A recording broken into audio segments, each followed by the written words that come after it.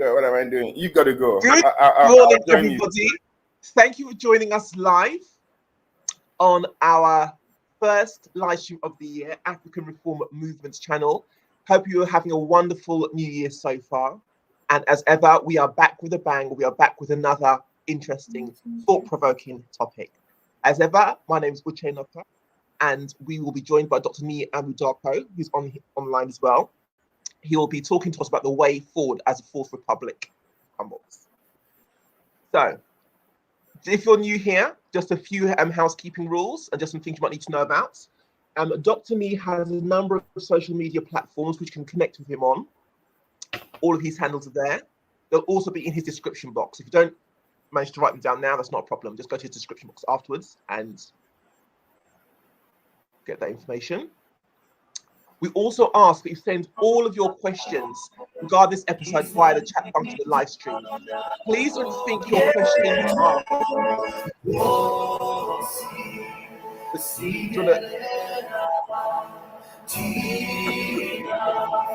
Continue. I can't. Do you want to pause it until after I've finished, and then you can play that with your lead up, yeah? All right. So please don't feel your questions are too simple or they're too basic. Any question that you have, we want to hear from you. Please don't feel shy. Don't worry about your English or anything like that. We'll work out what it is you're trying to say. We're just trying to get everyone to participate in the conversation. So if there's any question you have or any point that Dr. Nii made you're unsure of, please post it in the live stream chat so that we can discuss that live. Dr. Nii can answer the questions you have. Please don't feel shy, okay? Dr. Nii has written a number of books. Again, he mentions the Fifth Republic a fair few times during our broadcast of last year. That book is available. He has it with him. He has the books there. I can't quite see them. Could you just read the names of them, Dr. Nii? All right, so this is the Fifth Republic.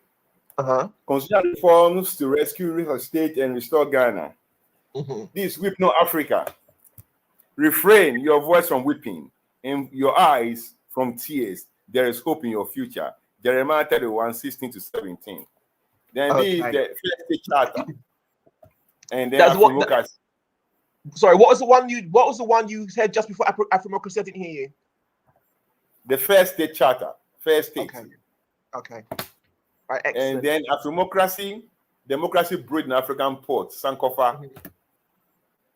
And then, of course, Tetekwashi, the Star to Follow. Right. There's one, but I can't find it. History is on the move. I can't find it.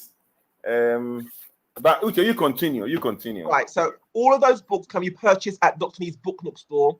The information you can see there is also in his description box. Dr. Nii also has a website called sankofa.com where he writes articles and gathers different stories that will be of interest to anybody who's interested in what's happening in Africa. And so you can start to try and understand where Dr. Nii is coming from and why he thinks the way he thinks. All of this information is contained on his website. Okay. So today we are going to be talking about the way forward as the Fourth Republic crumbles and fumbles to its end. Dr. Nii, good morning. A happy New Year to you. Over to you. Good morning. I'm back in town. Before we start, let's get a blessing from the Almighty God. Inkosikilele Africa. God bless Africa. Yes. Your turn up.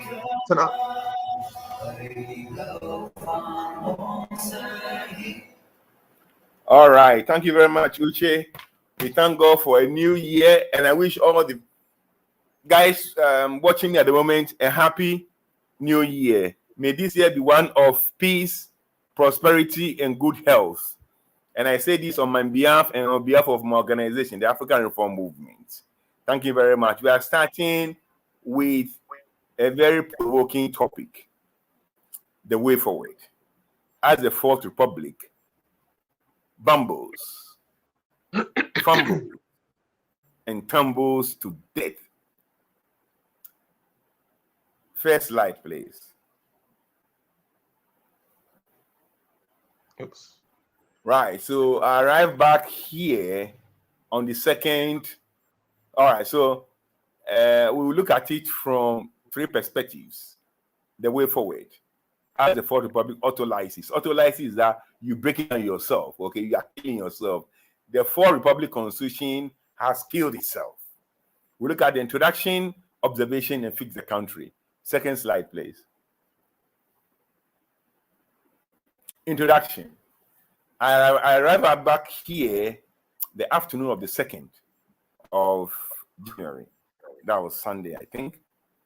And of course, at the airport, the usual stuff, the usual bumbling and fumbling around with this joke of a protocol, the COVID protocol, clumsily done, comprehensively done, or whatever, all over the place. You don't know what they are doing. They don't know what they are doing. They don't know what they are following. They are just behaving like Marcus Garvey said 100 years ago, that the Negro only struggles to occupy the position given to him by the white man. They heard about COVID protocol from somebody somewhere, and they're all over the place trying to figure out what to do, just misbehave. Okay. This is a country where 32 children die every day from malaria. The government has no plan for malaria, but it got plans limiting the freedom of people for COVID, which does not kill even 2 a day. 32 children die every day from malaria. COVID kills 1 or 2 80-year-old or 90-year-old or whatever, and then the whole country has to come to a standstill because the white man said this is the way we have to behave. The white man doesn't even know what he's doing about the COVID. And that's why I saw at the airport, I said, yeah, there we go again. The jokers are it again. All right, that's fine. I can't talk enough about the clumsiness of the way we do things. At the airport, it was disappointing, number 1. Then at home, I think less than 2 hours after I got home, I got a call from my brother. I was then roaming, so I called him back on my Ghana number, and he said, I said, I just got home now. I've not even done much. Then he said, well, he was at the hospital because my mother has got a stroke. I said, pardon me? I spoke to the lady on the 25th of December.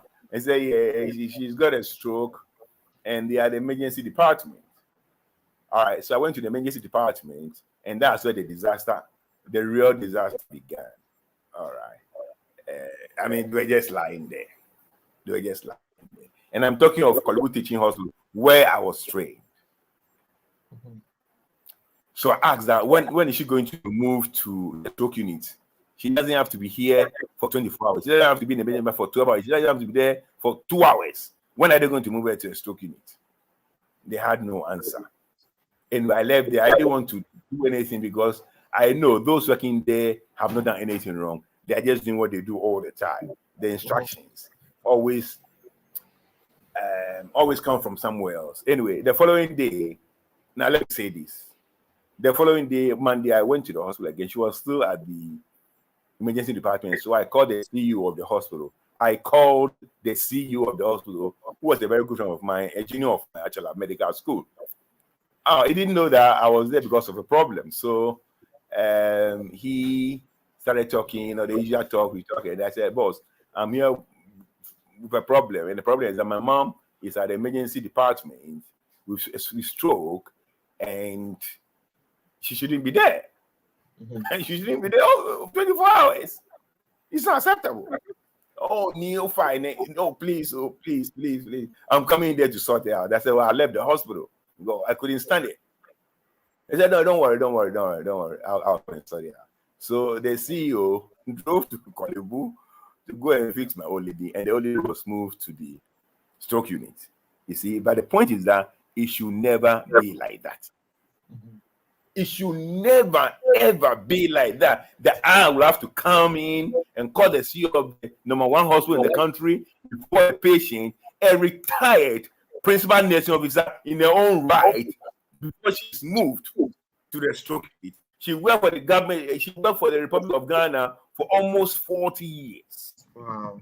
starting from the lowest level in nursing to the highest level in nursing. Now she's got a stroke, and her son had to come from Australia to come and call his friend to move him to the stroke unit. And that's not all. At the stroke unit, we're giving a list of more than 25 things that we have to bring, including bed sheets, pillow, toilet roll, face towel, you can name them, that we have to bring from home. And I asked them there that, what is this for? They said, well, this is what you have to provide. I said, then what about, talk about them to do that, but what about infection control? You have broken every rule in the book.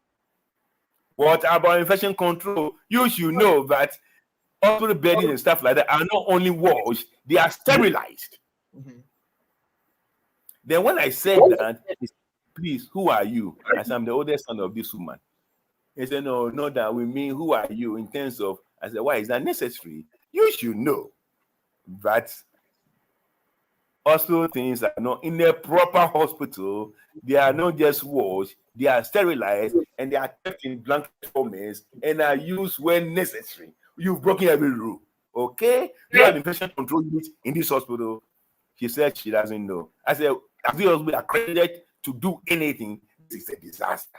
Somebody will come here with stroke, and the person will get from pneumonia or bladder infection because there is no control. Everything is completely out of control in this country. Wow. Anyway, it's a disaster. So they don't have beddings and stuff in the hospital. Is that standard? No, you have to bring your own beddings. Incredible teaching hospital built by the great God in Pittsburgh, 1925. In 3 years' time, this hospital will be 100 years. The first specialist hospital built in West Africa. If not the whole Africa, outside South Africa. They don't have beds. There's no budget for that. In Ghana, the largest gold producer in Africa, the second largest cocoa producer in the whole world, no beddings for a teaching hospital. Anyway, and yesterday, yes, I had a press conference at the Osu St. Barnabas Anglican Church.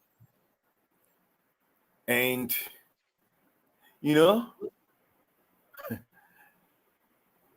then actually, I saw another problem.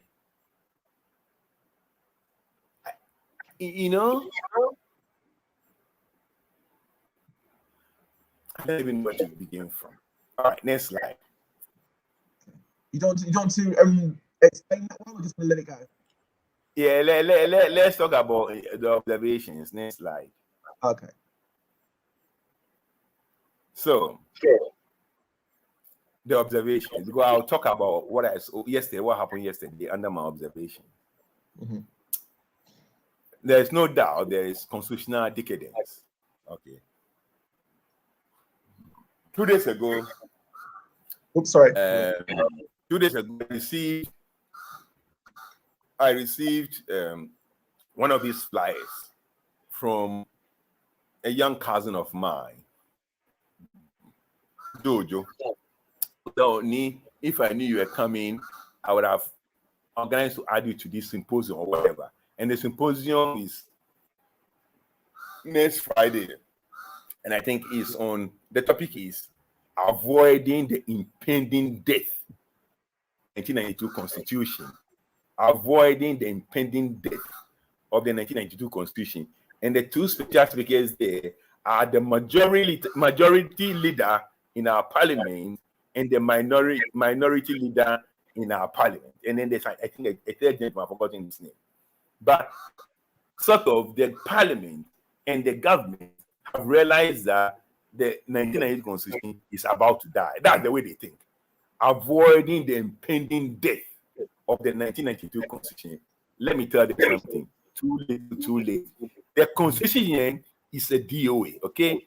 Death on arrival, it was a stillbirth. It died the day it was born. This Constitution. In medical school, I told them that this Constitution is going to do only one thing. It's going to take us from military dictatorship to a more dangerous constitutional dictatorship. Constitutional dictatorship is more dangerous because it is legitimate.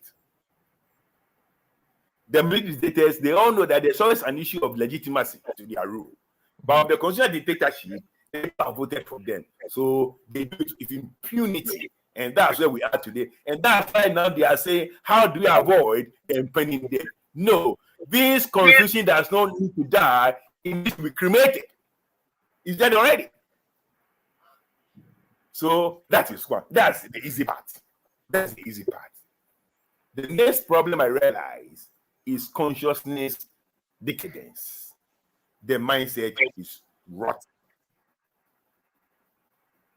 Rotten. When I say rotten, I mean rotten, putrefied. And that's a bit of what I saw yesterday. Somebody to even bring water, the person wants to be bribed or whatever. It's just unbelievable. And I asked one guy there, so what is the 50 cedis going to do for you? Bruh, it's not like that. I said, what is not like that? What have you done to deserve 50 cedis from me?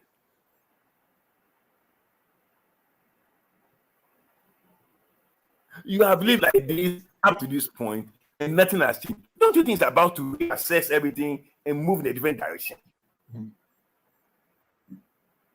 And it's not only him, everywhere. I'm telling you, if there's a challenge, it's not about NDC or NPP. Forget about it. It's not about John Mama or what the name of the other guy, Baumia or Alan Tremati. Forget about that. They cannot stand in front of me and talk to me or be on the same podium or whatever and talk pound for pound.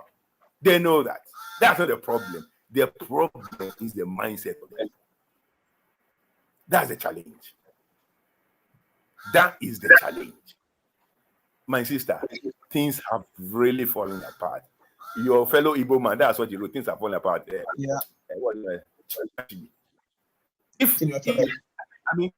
Things have really fallen apart. I don't know how the Ghanaians feel about it. I don't know. I don't know. The question I ask myself, can the dry bones live again as Ezekiel saw it? And can the walls of Jerusalem be rebuilt as Nehemiah observed? We need to do something quite urgently. Whether the dry bones can live again or not, I don't know. Because you know what? I'm not a liberator. Liberators don't exist. The people liberate themselves, according to Che Guevara. And the people who are to liberate themselves, their consciousness is rotten. Absolutely rotten. Next slide, please. Is that a chicken I can hear there, Dr. Nii? Is it a chicken? I think it's what do you call it? One of these birds. Okay. But I don't know if it's a chicken head or something like that, yeah. No, it's one of these what do you call it in English? Crow. Okay. Yeah. Well, I think this is the last one, right? Fix the camera because today I decided not to talk too much. Yesterday I spoke for more than 1 hour 30 minutes. I had to be stopped. I was just going. So today I restrain myself. I want to speak very briefly to open up because what we are going to do this year is to take the issues one by one. I'm not going to pack issues, 2-3 issues into one program. Just one issue so that we do it properly because the people, the mind of the people needs to change. Mm-hmm. And you can't rush them. You go, it is completely rotten. Mm-hmm. So, to fix the constitutional decadence, that's not difficult, okay? That's the easiest part. And we need a new constitution. And that new constitution is here already. The Fifth Republic. Mm-hmm. This Fourth Republic must not what do you call it? The Fourth Republic must be cremated. It's dead already. Must be cremated. It survived so far because of the good of the people, and the people are tired of sick and tired of military interventions. Okay, this particular government couldn't have survived the 70s. There's no way it could have survived the 70s. Though those government that didn't even do 1/10 of what he's doing couldn't survive. It would have gone a long time, but we are tired. We need to do it properly, and we need to get rid of the Fourth Republic Constitution. It must go. Now they are saying a symposium to prevent or avoid the impending death. The constitution is dead already. It must be cremated and the ashes be thrown into the Susi. Okay? Simple and straightforward. The book is already. This is the new constitution, the Fifth Republic. And I published this, I think, 3 or 4 years ago. So I'm not one of those later days saying, oh, new constitution. No. It's everything is articulated here. All right? Every single thing is articulated here. The Fifth Republic. And it's constitutional reforms, rescue, resuscitate, and restore Ghana. Everything is here. It's how many pages?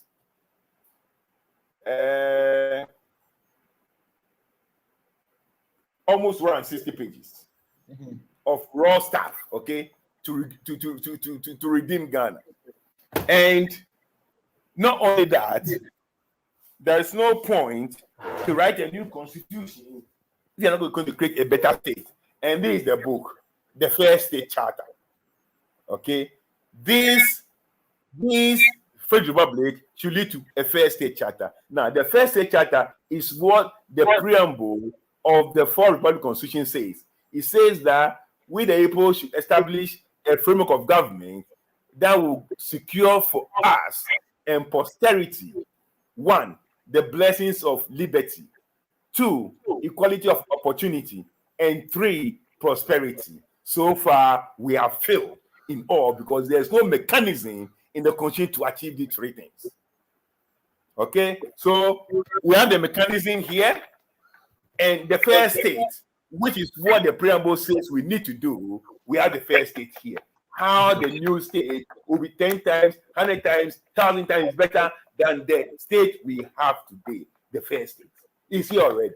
I'm not one of those later day saints running around talking. We just don't talk. We have everything here. All right. Now, and what's the mechanism? How do we make sure that the framework of government will deliver? It's what you call Afrimocracy. Okay? Democracy brewed in African pot is here already. I published this 5 years ago. Okay? Afrimocracy. Democracy brewed in African pot. That's the framework of government we need to secure for us and posterity the blessings of liberty, equality of opportunity, and prosperity. Not the one we have when we started this Fourth Republic. Our national debt was up under 4 billion. Today, our national debt is more than 60 billion. So we are not building prosperity for posterity. We are actually accumulating debt for posterity.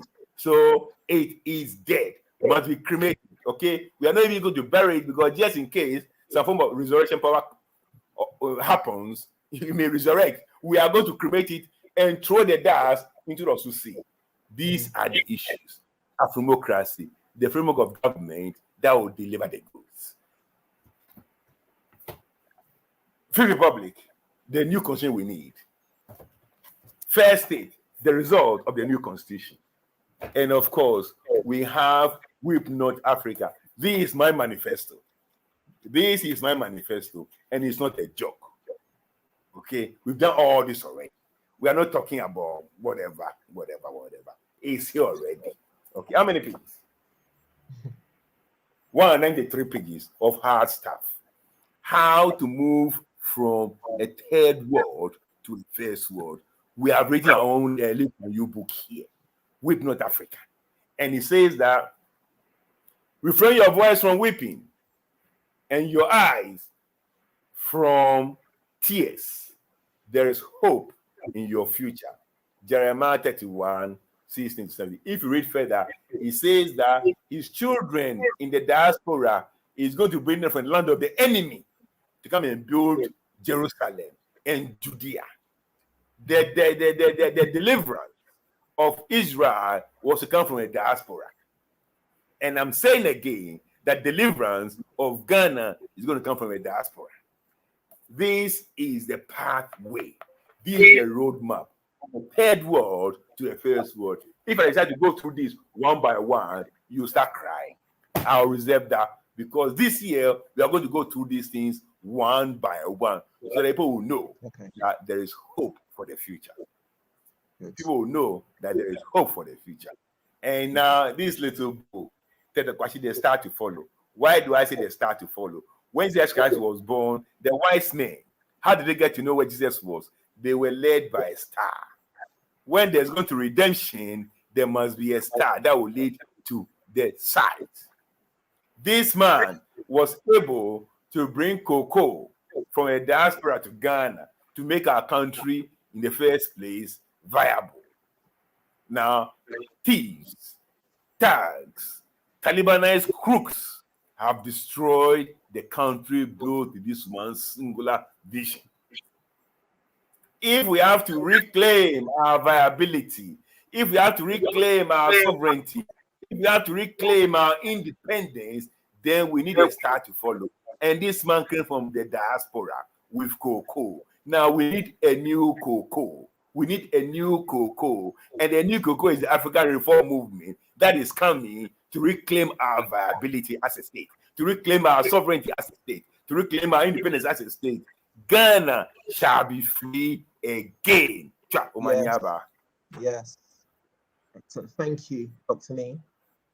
We would ask guys, I bought this palm from Dodoa, 40 kilometers from the center of Accra. That's my second time in Ghana. Okay, that's the only alcohol I drink. We ask you this discount chat, but please get involved with questions. Don't feel ashamed or embarrassed to ask questions. Please post your questions up here. Don't worry about your spelling. We're not judging you. Just please post your questions so that Dr. Nii can answer them in real time. Whilst we're getting ready to do that, you probably think, well, how can I get involved or how can I help? Let people know of his website. Direct them to his website to read the articles there so they can see, get a deep insight into how he thinks and why he thinks the way he does, as well as other things that happen in the African diaspora that they might want to pay attention to. Tell them about his books. Let them purchase the books and read them in their own time for themselves so they can start developing a new consciousness. Share his videos. Help get the message out there so that people can start, thinking differently. Let's start to begin a groundswell of a movement. Yeah. Share the message of the African Reform Movements channel. Share Dr. Nii's message and his vision, please. With any and all Ghanaians, share the message, share the vision. Okay. Larby Collins has posted a comment here, which is true. All are welcome to the House of Truth. ARM bridging the gap. Absolutely. Thank you, Collins. That is bridging the gap. We are going to bridge the gap between the rich and the poor, between North and South, between Ghana and Nigeria, between Ghana and UK, between Ghana and America, between Ghana and Australia. We are going to bridge it. We're going to know how to do it. Yes. Yes. So whilst we're waiting, there's not any questions yet of Dr. Nii. What do you think? Because we, again, as you know, we have the same problem in Nigeria. The line is breaking. Oh, can you hear me now? Yeah. I can hear you, yes. Okay. Where do you think this need to bribe people comes from? We have the same problem in our country. I'm sure many other African countries have the same problem of government officials, people at the airport, police officers. This need to harass everyday people trying to extort money. I mean, some people say, well, it's because they're not being paid enough, but that isn't the problem of the people. That's something that should take up with their own authorities there.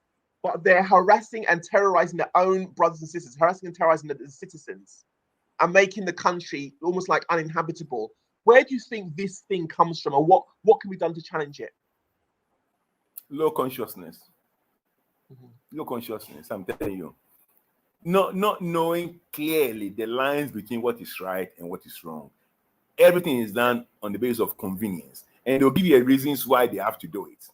Oh, we are not being paid well. We're not doing this well. But you pay bribe here at the border. You go to hospital, you also go and pay bribe there. So at the end of the day, nobody wins. Yeah. And then your things come at the port, then go and pay bribe there. And then you go, wherever you go and pay bribe. Now, nobody has done it. Okay, so where would this end? Mm-hmm.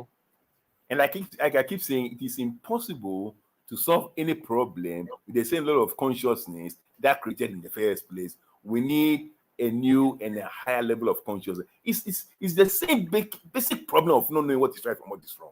Trust me, you think it's such a small thing, but it is very big for people who are in this state of despair. You see, the distraction of the poor is their poverty. The distraction of the poor is their poverty. When you're in this state of despair, everything becomes convenient. So you don't even think about the consequences. And you sink, the race is always to the bottom. You sink low and low. I mean, it's just, and then when you talk to them one-on-one, they see their folly. But the moment you leave, they go back because they believe in their mind, or they think in their mind they have to survive. So they need a big reawakening, a big change. And I'm telling you that change cannot come unless, or cannot eventuate unless it starts from the head, unless it starts from leadership. Because when you see the leaders doing that, I mean, what is the book of Nehemiah very, very well? Two things happened in the Nehemiah revolution, which is what we need in Ghana. Nehemiah was in the diaspora, and when he went to Judah, he realized that the walls of Jerusalem had been broken, completely rotten.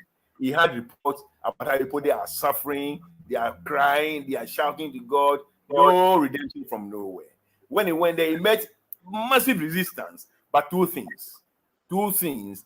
He, Nehemiah, did not collect the governor's pay, did not collect the governor, he did not collect the governor's benefit, and all the things that the governors before him, people that before him had collected, he refused to collect them, and that's the first thing, leadership by example.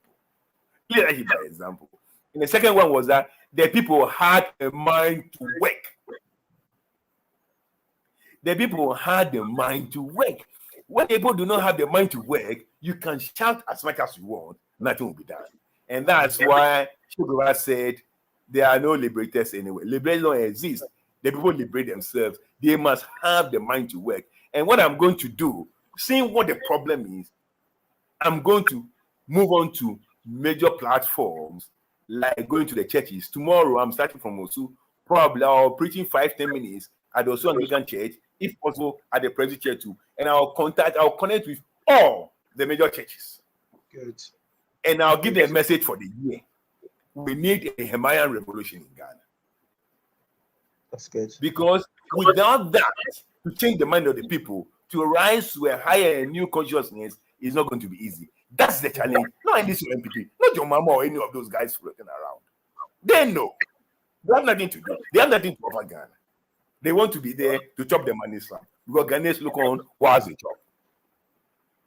But if we want the change, we need a Nehemiah revolution. And the way to go about it is to get people who have a bit of the consciousness left to try and propagate the message. Go to the churches, tell them that you have been like this forever. Now, if you do the same thing and you expect different results, you are insane.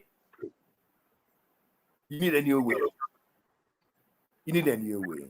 And we'll get a new way. Like I always say, the Ghanaians who want a new state will get a new state. Excellent. Okay, got a question here from Larry Collins. Considering the way forward, many are said as to how the Ghana will be built. I want Doctor to reiterate what and how our imports and exports will be regulated. Okay. The preamble of the 1992 Constitution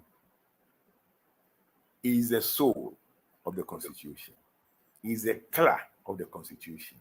And it says something that it's our natural and inalienable right to establish a framework of government,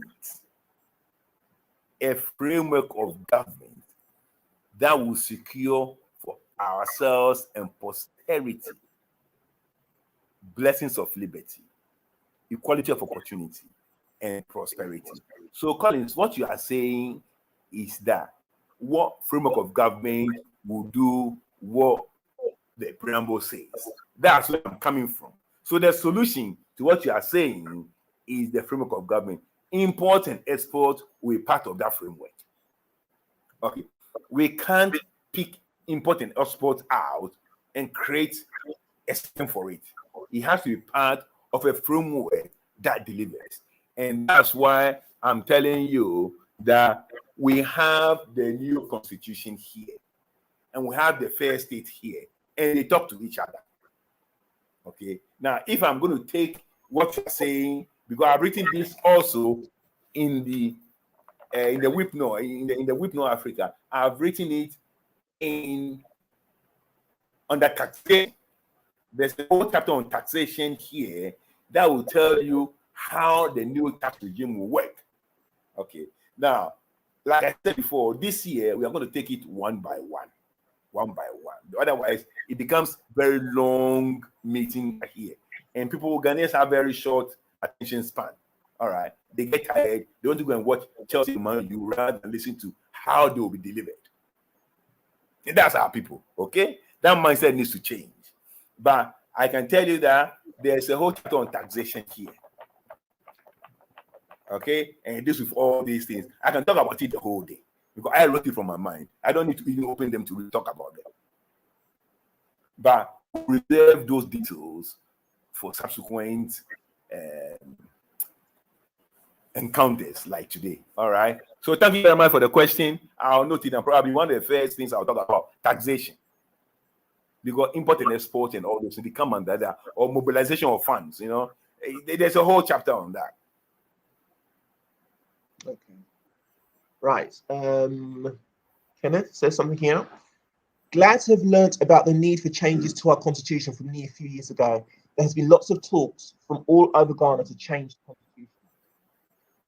Yes, Ken is very right. You know, I think it's not a few years ago. It's over a decade ago.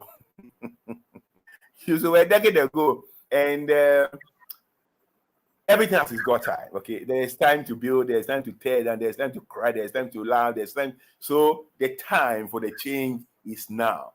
It's gaining widespread momentum from every corner of Ghana. Something is fundamentally wrong. When a book says that you have to establish a framework of government to deliver things for you, and things are always opposite, there are things that the framework, the focus, how do you call that in physics? The focus. The fulcrum, that's right. The fulcrum is not balanced. The fulcrum is not working. So you got to change the fulcrum so you get the rewards of blends of liberty, the rewards of equality of opportunity, the rewards of prosperity. Now in Ghana, if you want to have a sniff of the opportunity, you have to descend to Accra. There's no Ghana outside Accra. 95.7% of regional tax collections are collected only in Greater Accra. The rest of the regions collect less than 5%. They collect 4.3%. All are collected in Greater Accra. Not even in Somalia do they that Mogadishu have such control. Or not in London, not in UK, does not have that control. You cannot collect all the domestic revenue from one region. But that's what you have to do. So there's no equality of opportunity. We have to change that with a new structure, eco-federalism, economic federalism. That's the framework that will fix that problem. We'll talk about this one by one this year. How they will deliver the goods. We need a new framework of government. Full stop. Oh, the palm wine is nice, so. Okay. I'm just waiting. Kenneth has said, I'm just waiting for Kenneth to confirm something. He said here, do you have to wait until 2024? But I'm asking, wait until 2024 for what? Just wait for him to answer. Well, you see, the end of the preamble says that we, the people, thereby adopt, enact, and give to ourselves this constitution. Now, the constitution is a property of the people. Like this phone I have, it's mine. I can smash it on the floor right now. It's mine. Okay. So the people, they own the constitution. Now, they have in the constitution said that they want to review government and government structures every 4 years. So I believe that's what the people want at this point in time. But nobody should forget that they own the Constitution. The Constitution doesn't own them. If they decide that they want something else other than what they own the Constitution, then it's entirely up to them. But I'm working on the basis that in the Constitution, they say that every 4 years they will review. And I'm hoping that we'll get to that 4 years. So we'll do the review properly, and because I'm going to turn 2024 into the new versus the old. Okay, I represent the new. NDC and NPP represent the old. The Free Republic is the new. The Fourth Republic is the dead one. That's why they say they're avoiding the impending death. They can't avoid it. It's dead already. It needs to be created. So, yes, I wish there's another way that we can legitimately do things before 2024. But let's change the mindset first. This is a start to go through and let people understand why the change is necessary. So let's go through that process. Let's use the years ahead of us to do those ones diligently, so that when the time comes for the change, it's going to be easy peasy. Excellent. Okay. Got a question here from Larby Collins. Apart from spreading the good news of ARM, what do we expect from Dr. Nii and ARM? A question many ask when we reach out to them. What do they expect from me? Honest leadership, competent leadership, and what was the other one? Wise leadership. As for ARM, it's an organization that the people will have to make work, because I cannot be the only member of ARM. All right. Now, if they want to know exactly what ARM offers, then they must get the books to read, because everything is there. Like God told Habakkuk, put down a vision. Put an vision on a tablet. Make it play on a tablet, so those who read it may run with it. That's the reason why I write books, so that everybody doesn't come to me. They buy the book and they see my mind in the book. People must be serious. People must understand the seriousness of their situation. Niamudako can lead, but a leader without followers is himself.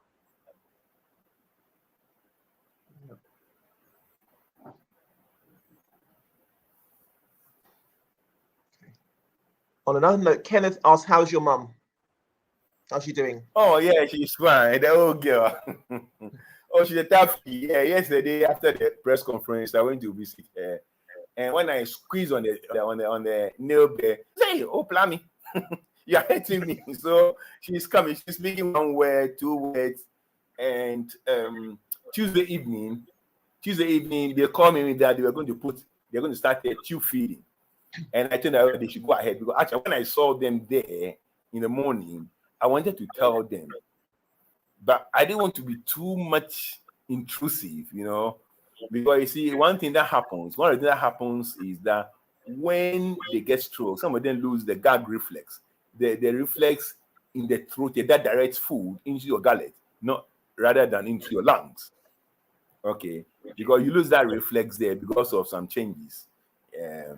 And usually, if you're not careful, the person may aspirate.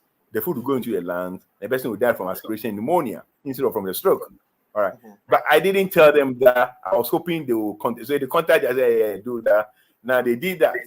But then when they put on the tube, they realized that she was choking. Now that means that the gag reflex has returned, because she could feel presence of foreign body in the throat. So they removed the tube and started feeding. So we know that she's on the bend. All right, we know that she should come in because she got the gag reflex back. So from that point of view, she's slowly recovering. You understand, she's 84 and things don't move so fast in those old cookies, right? So she's on the bend. She'll be all right. Okay. I expect 80-90% recovery. If it's 100% recovery, that would be a miracle. Okay, Dr. Nii, those are all of the questions and comments that we have for today. Those are all of them.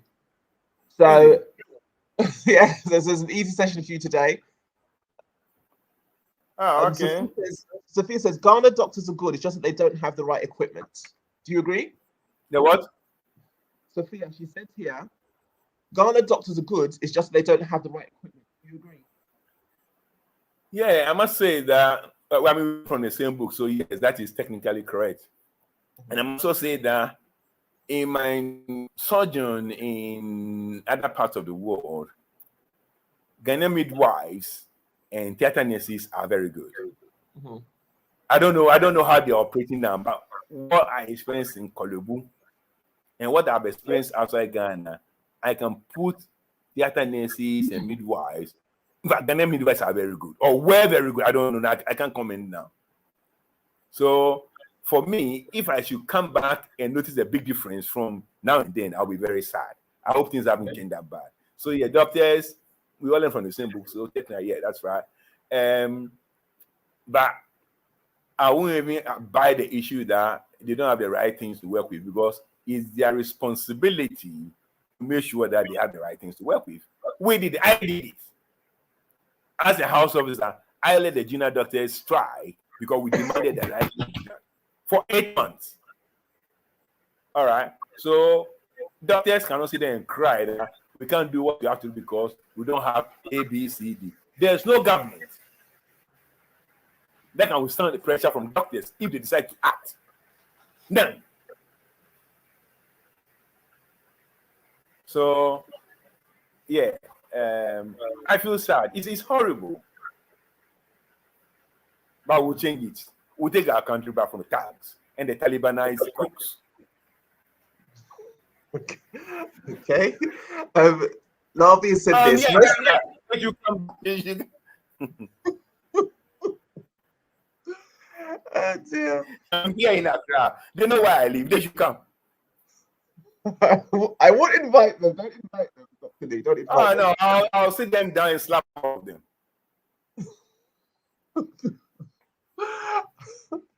Okay. No, on a more serious note. On a more serious note, you see, on a more serious note, things have to change. Yeah. Because if things don't change, there will be an implosion.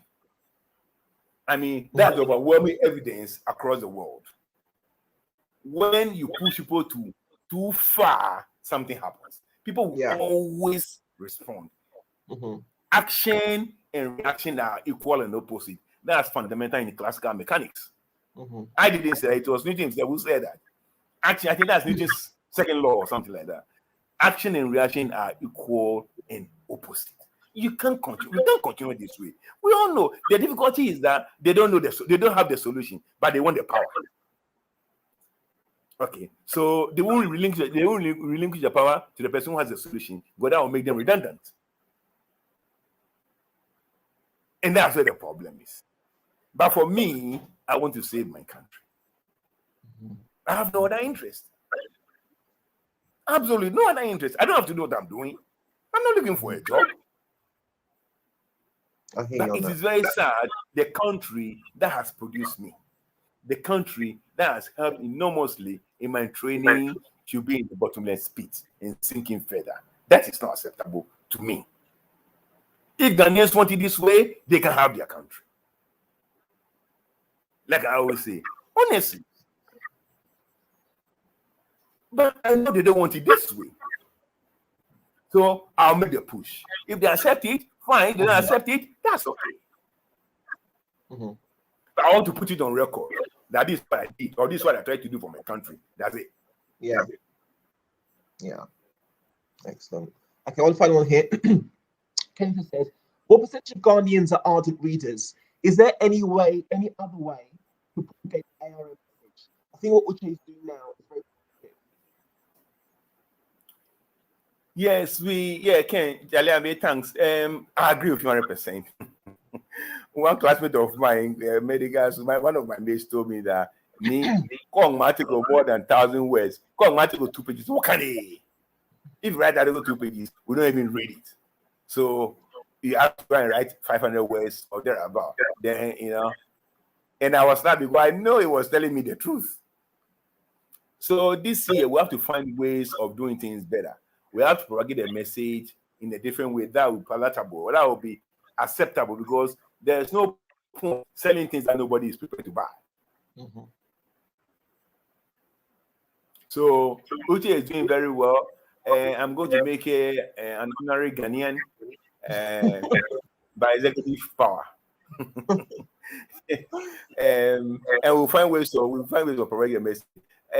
I'm here. I'm talking to the boys in Accra, and we'll see how we do it. Yeah, but I agree with you. We have to find another way, probably a more efficient way. Mm-hmm. Yeah. Okay. Excellent. The book will be for those who read and who want to read, but we should be able to go beyond that. Yes, I agree. Larby just said, I agree with you, Ken, but the biggest challenge is the readiness to share for others to hear and learn at ARM.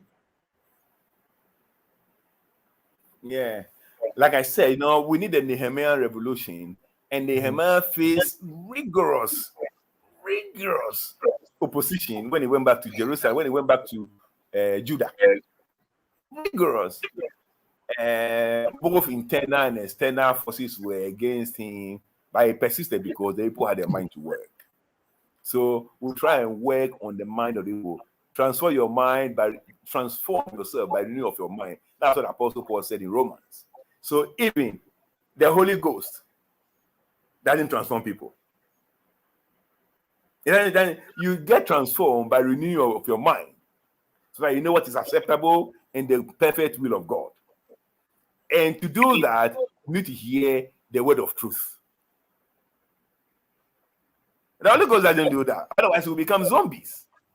You need to hear the word of truth so that you are able to transform your mind. You're able to renew yourself to transform your mind. Transformation comes from truth. You shall know the truth, and the truth shall set you free. It's a general principle. I'm talking to you now because I have seen the truth in practice in many places.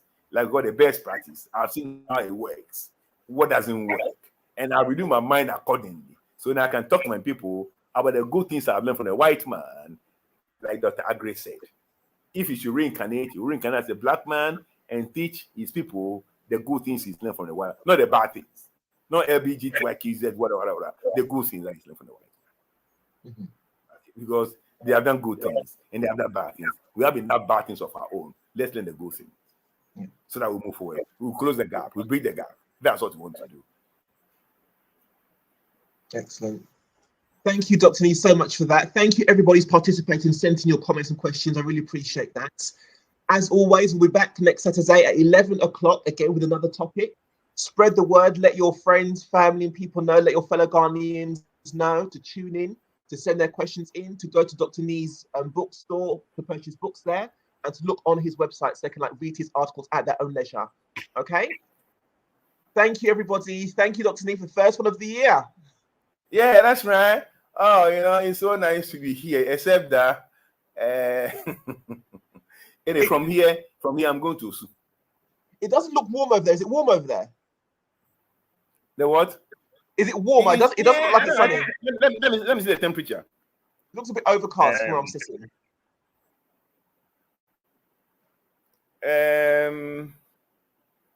Oh, it's not reported on my phone. Okay, I don't know. All right, okay. So we started with the blessings of God, and we have to end with the blessings of God. Oh, why is that one?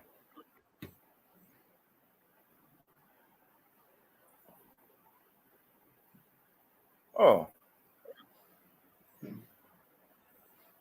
What was it you were looking for?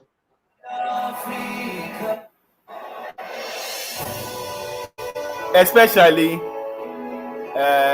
since the death of Archbishop Tutu, we haven't met. So yeah, this to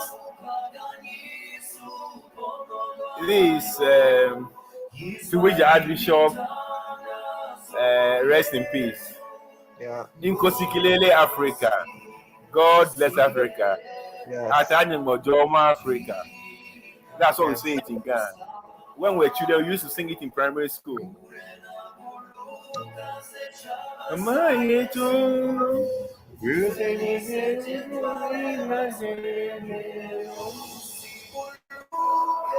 Oh, so buluke, se chabasa, Susi Chabasa, South Africa.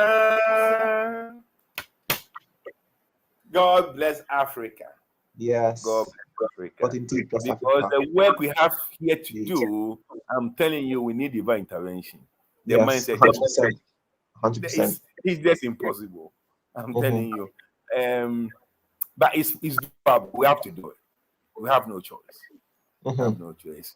Thank you very much, everybody, and may God bless you. And may this year be that of peace, prosperity, and good health. In Jesus' name. Yes. Amen. Amen. Thank you. See you next week, everybody. Bye-bye.